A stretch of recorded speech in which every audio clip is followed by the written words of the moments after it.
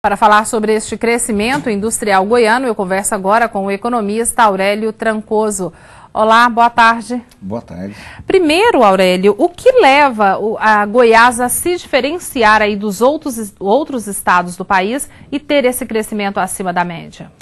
Olha, Goiás ele corre ao contrário da economia brasileira. Goiás é relativamente atípico. Primeiro que ele não depende tanto de financiamentos governamentais, principalmente do governo federal. Goiás ele tem uma vida própria, né? E ele já vem há algum tempo se destacando, crescendo mais do que a média nacional, já praticamente há mais de 10 anos. Né? Então a indústria goiana ela começou a ter uma ascensão, um crescimento maior nos anos 2000. Até 1999 a indústria goiana era muito pequena, né? Ela não tinha um crescimento muito grande. De 99 para cá ela pegou um ritmo muito forte, principalmente pelos incentivos fiscais. Na reportagem falou sobre o fim da guerra fiscal.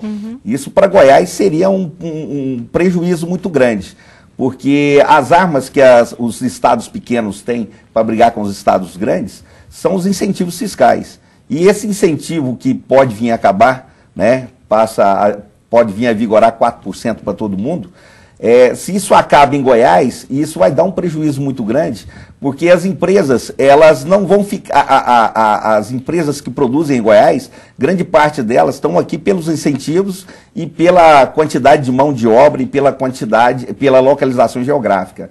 Se perde os incentivos fiscais, que seria um tripé desse processo, as empresas vão migrar para onde está o mercado consumidor, que no caso seria São Paulo, que hoje tem um PIB, o maior PIB do Brasil é São Paulo, né? Mais de 35% do PIB nacional é São Paulo. Então elas iriam migrar para lá, e isso é um perigo muito grande para Goiás. Então Goiás começa a se adequar ao novo modelo e tentando melhorar a situação em termos de qualidade de trabalho, fazendo com que a própria indústria goiana possa crescer com um modelo diferenciado, diferente daquele que o Brasil todo está crescendo. Em relação a essa questão da profissionalização, dos cursos de qualificação, a gente sempre ouve, né, assim, chamamentos para cursos. Isso está acontecendo mesmo? As pessoas estão procurando se qualificar melhor ou ainda existe uma certa resistência? Olha, as próprias empresas, elas procuram mão de obra especializada. A qualificação profissional, ela vem muito da demanda, né? E qual setor da economia, principalmente empresarial, da área empresarial e industrial, é daquele que está se necessitando. Goiás, ele tem um grande problema. O empresário goiano, ele não tem o hábito de qualificar a sua mão de obra. Ele espera que a mão de obra venha qualificada para ele já. Então, é um dos problemas que Goiás começa a enfrentar. A mão de obra, hoje, a gente vê que a educação brasileira, ela tem um defeito muito grande, porque você estuda desde da educação infantil até o ensino médio, você não se qualifica nada. Praticamente você não forma uma mão de obra, principalmente no ensino médio, que seria 3 anos de qualificação de mão de obra. Então, quando a pessoa termina o 3º ano, ele vai prestar um vestibular. Se ele não passa, ele está na rua da amargura. Por quê? Ele não tem uma profissão. Né? É mais um desempregado no Brasil. E depois ainda leva mais 4 anos para conseguir, se passar, leva mais 4 anos. Perfeitamente, mais 4 anos para se qualificar. Terminando a qualificação, que seria a graduação, hoje em dia já não é garantia de emprego mais. Ele teria que fazer uma pós-graduação, uma especialização, ou um MBA, para poder adentrar no mercado de trabalho.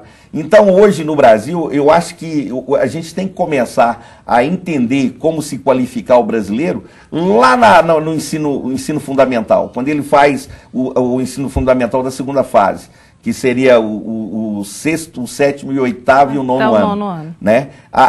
Nesse processo, ele teria que se qualificar em alguma coisa. Em países de primeiro mundo, outros países, a criança, quando ela termina o ensino fundamental, ela já tem uma profissão. O ensino médio é uma qualificação a mais para que ela possa adentrar no mercado de trabalho. E aqueles que vão para a universidade são aqueles que realmente têm o perfil para poder entrar na universidade. Diferentemente do Brasil, que hoje, universidade hoje está para todo lado, faculdades e universidades. Né? Isso faria com que crescesse ainda mais, então, o Estado, se houvesse isso aí.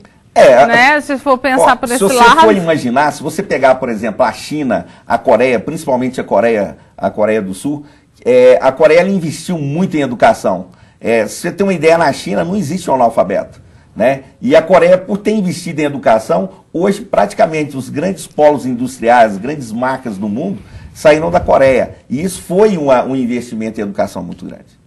Ok, em relação a, só para a gente encerrar, outro ponto também importante seria a infraestrutura, né, para fazer ainda crescer mais. A gente tem um grande problema, todos nós sabemos, na questão da energia elétrica aqui no estado. Perfeitamente. O Goiás tem que ter um investimento maior em infraestrutura, inclusive tem nós vamos ter agora em Goiás, né, em Anápolis, um polo onde você vai ter multimodal, onde você vai ter aeroporto de carga, você vai ter linhas de trem de ferro e uma saída para quase todos os lugares do país através de rodovias. Então, Goiás está se preparando para entrar nesse novo mundo, nessa nova proposta de industrialização do país, né?